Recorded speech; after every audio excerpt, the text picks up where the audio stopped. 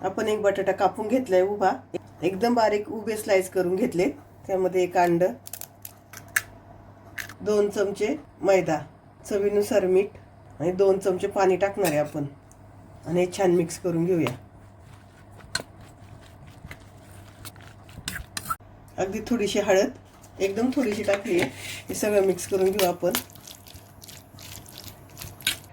आपण तव्याला बटर लावून घेऊया.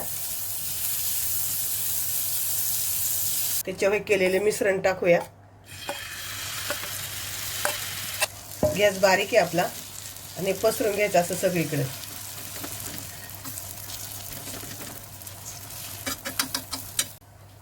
यावर आपण थोडेसे चिली फ्लेक्स टाकूया. अगदी थोडेसे टाकायचे सगळीकडून आणि थोडेसे हर्ब्स टाकूया. इथे 3 ते 4 मिनिटासाठी आपण झाकण ठेवून घेतलंय. आपण झाकण काढूया. छान सुकलंय, वरून आपलं पूर्ण सुकलंय.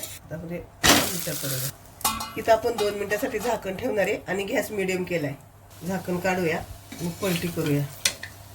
हलतंय जरा ते, आपण काट्याच्या साईडने पलटी करूया. इथे आपले शिजले.